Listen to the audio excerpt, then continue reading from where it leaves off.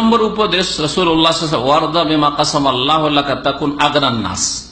দুনিয়ার মধ্যে সবচেয়ে বড় ধনী হতে চাও, সবচেয়ে বড় ধনী হতে চাও, নবী করিম সাল্লাল্লাহু আলাইহি ওয়াসাল্লাম বলছেন।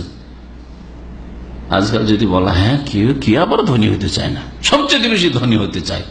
ধনী মানে পয়সার ধনী, হ্যাঁ, গাড়ি বাড়ি নারীর ধনী, হ্যাঁ, নেতৃত্বের ধনী, এই হচ্ছে ধনী।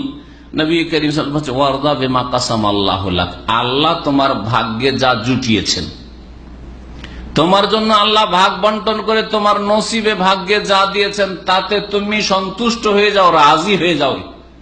আল্লাহ যে অবস্থায় রেখেছেন, আলহামদুলিল্লাহ আমি সুখে আছি।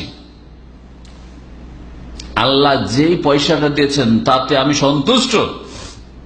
যেই রকমই আমার সুস্থতা থাক তাতে আমি সন্তুষ্ট, যেই রকমই আমার সমাজে মান পজিশন থাক তাতে আমি সন্তুষ্ট, যেই রকমই আমার আর্থিক অবস্থা থাক, পারিবারিক অবস্থা থাক, যে কোনো দিক থেকে হোক না কেন, নিঃসন্তান, যে কোনো অবস্থায় হোক না কেন, আলহামদুলিল্লাহ আমি আমার ভাগ্যে আল্লাহ যা উঠেছে তাতে আমি সন্তুষ্ট, রাজি। ওয়ারদা বিমা কাসামাল্লাহু লাকা, আল্লাহ তোমার ভাগ্যে যা রেখেছেন, জুটিয়েছেন, তাতে তুমি যদি রাজি হয়ে যাও, তখন আগনান নাস, তাহলে সারা বিশ্বের মানুষের মধ্যে সবচেয়ে বেশি অভাব মুক্ত হয়ে যাবে, সবচেয়ে বেশি অভাব মুক্ত।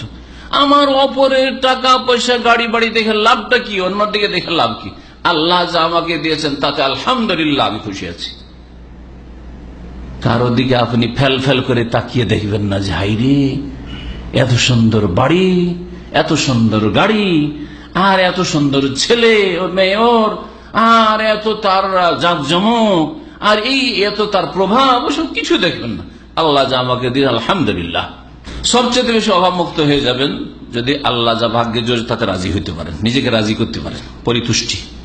3 নম্বর উপদেশ, ও আহসেন এলা জারিকা তাকুন মুমিনান, আর সত্যিকার যদি মুমিন মুসলিম হতে চাও তাহলে তোমার প্রতিবেশীর সাথে, পাশে যারা বসবাস করে তাদের সাথে সদ্ব্যবহার করো, ভালো আচরণ করো।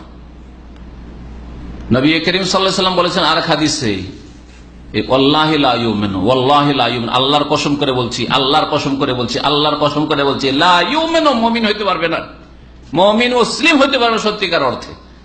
কি লামান ইয়া রাসূলুল্লাহ, সাহাবীরা জিজ্ঞেস করলেন কেউ যে হে আল্লাহর রাসূল, কে মুমিন মুসলিম হইতে পারবে না? নবী করিম সাল্লাল্লাহু আলাইহি ওয়াসাল্লাম বলেন, আল্লাযী লা ইয়ামানু জারুহু বাওয়াইকাহু, যার প্রতিবেশী তার অনিষ্ট থেকে নিরাপদ নয়। আপনার ক্ষয়ক্ষতির সবসময় টেনশন আপনার প্রতিবেশীর, আপনার রুমমেট সবসময় টেনশনে থাকে যে আল্লাহ রে এর রুমে কেমন করে যে বাস করব, আর কোনো কিছু যদি কেনাকাটা করে রাখি তাও যে ঠিক থাকবে কি থাকবে না, রান্না করে রাখলেও ঠিক থাকবে না, টাকা পয়সা নিয়ে এসে বেতন নিয়ে এসে কেমনে যে রাখবো এর রুমে, আর এর সাথে কিভাবে চলবো, দিন কাটলো তো রাতটা যে কেমন করে কাটাবো, রাত কাটলো তো দিনটা কেমন করে কাটাবো। যারা এক রুমে একাধিক ছেলেরা থাকছেন, অথবা এক পরিবারে 2-4-5টা বউ আছেন, এরা বেশি ঘনিষ্ঠ, তাই না? রাত দিন একসাথে একই বাড়িতে থাকছেন, একই রুমে থাকছেন, একই অফিসে কাজ করছেন, এরা আপনার সবচেয়ে ঘনিষ্ঠ প্রতিবেশী। এছাড়া বাড়ির পাশে যার বাড়ি বা 2-4 বাড়ি দূরেও গ্রামবাসী, তারাও প্রতিবেশী। কিন্তু যত কাছের প্রতিবেশী তত বেশি ক্ষয়ক্ষতির সম্ভাবনা থাকতে পারে। সেই জন্য নবী করিম সাল্লাল্লাহু আলাইহি ওয়াসাল্লাম শক্তভাবে সতর্ক করেছেন যে দেখো, তুমি যদি মুমিন হতে চাও তাহলে তোমার প্রতিবেশীর সাথে ভালো আচরণ